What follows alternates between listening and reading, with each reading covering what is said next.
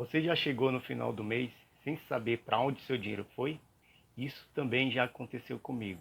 E o problema não é que você seja irresponsável com o seu dinheiro.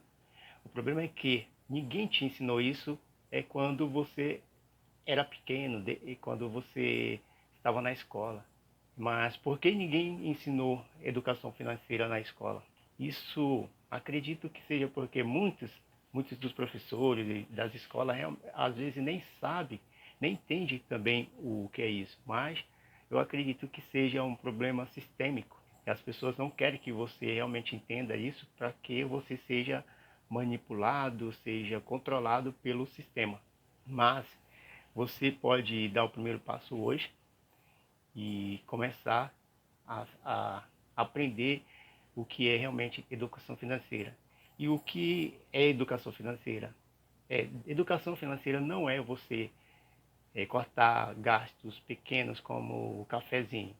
É você controlar o seu dinheiro, saber exatamente o que entra e o que sai, para onde ele vai, de que forma, se realmente ele sai para cumprir um, um propósito, algo que realmente você necessita. Por exemplo, se você comprar algo que vai suprir uma necessidade ou se você simplesmente está gastando por gastar sem saber o motivo, porque muitas vezes as pessoas gastam sem saber, vai naquela ideia de promoção, a promoção que aparece nas TVs, nos programas de televisão, que aparece para você na internet, promoção relâmpago, promoção que são realmente impossíveis de você é, não comprar.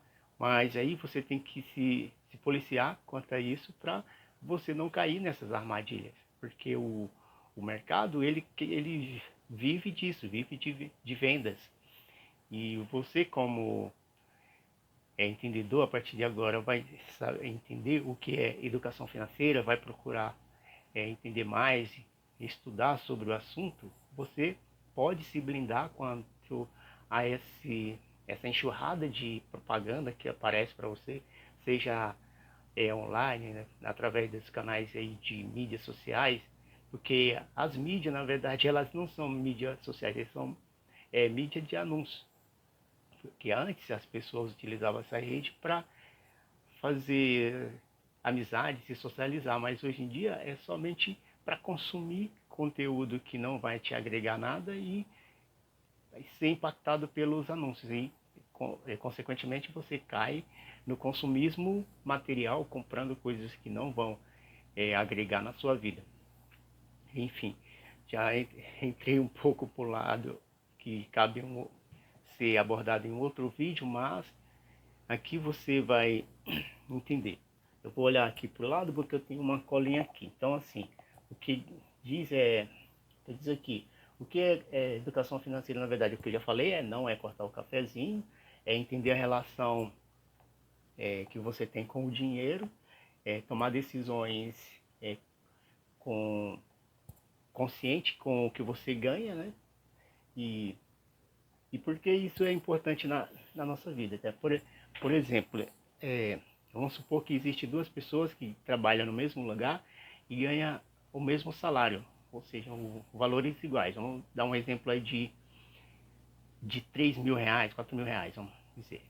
E uma dessas pessoas só vive endividada e a outra anda tranquilo, sem dívida e consegue juntar dinheiro. Por que isso acontece? Porque uma tem uma mentalidade que tem educação financeira e a outra não. A outra é mais consumista e não tem um controle. Então, o que você precisa fazer é se organizar, controlar tudo o que entra de dinheiro, de salário, enfim, tudo que entra. Você pode utilizar isso, é, fazer esse controle utilizando planilhas, mas para início, o mais indicado é que você use um caderno e uma caneta que já vai te ajudar bastante aí a começar nessa jornada de entendimento de como se controlar financeiramente. Então, o primeiro é que você já vai ter a mentalidade mais forte e não vai cair facilmente aí nessa armadilha aí do consumismo, de gastar sem controle. Então esse é um dos pontos. E então aqui eu já passei, né?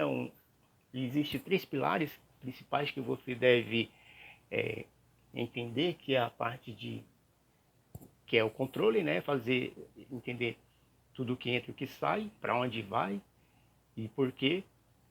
E a outra parte é você ter uma reserva, você tem que ter uma reserva financeira aí, se você trabalha de empregado, CLT, o ideal é que você tenha no mínimo 6 meses do seu gasto mensal. Vamos supor que você tem uma despesa mensal de R$ 2.000, você tem que ter no mínimo 12 mil guardado, que vai te suprir aí por um período de 6 meses, caso você venha ficar desempregado ou se acontecer alguma coisa, você já vai ter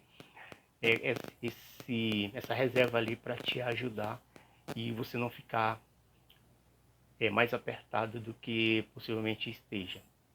E um outro ponto é o objetivo. Você tem que saber exatamente para que vai servir aquele dinheiro, para onde ele vai, porque se você não tiver esse controle, né, esses 3 pontos, se você não controlar, não guardar, não tiver uma reserva, se você não tiver um objetivo claro, você vai acabar se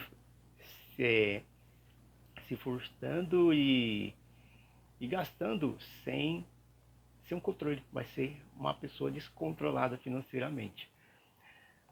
E com isso, você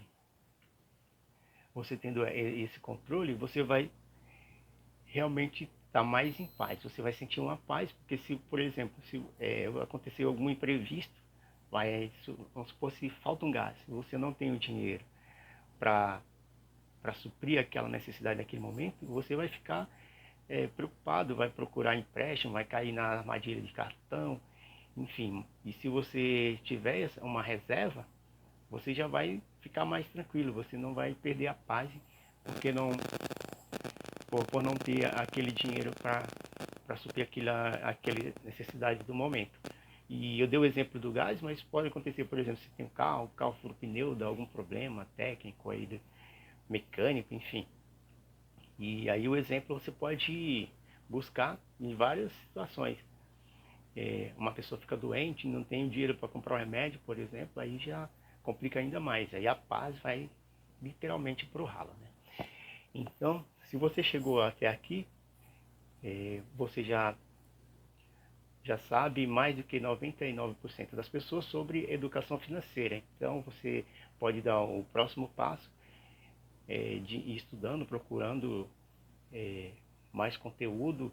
E eu estou escrevendo num blog sobre esse tema. Eu vou deixar o link aqui abaixo, onde você pode aprender mais no artigo que está bem completo sobre educação financeira, falando também sobre finanças pessoais e sobre renda extra, que é um ponto que você pode começar a aplicar para aumentar aí a sua renda e a te ajudar no processo de juntar a reserva. Você tem uma reserva de passe, que eu chamo. Muita gente chama reserva de emergência, mas eu não gosto muito desse nome, mas enfim, é o que o mercado usa. Porque para mim, reserva de emergência não soa muito bem nos meus ouvidos, mas é o que o mercado usa. Então, você pode escolher o nome que você achar melhor. Eu gosto de dizer que chamar de reserva financeira ou uma reserva de paz, que é aquele que vai te dar paz no momento que você precisar daquela reserva, certo? Então, por esse vídeo é isso. Eu espero que você tenha gostado. E se você tiver alguma dúvida, deixe aí nos comentários. Clique aí no sininho, deixa seu like. E eu te vejo no próximo vídeo.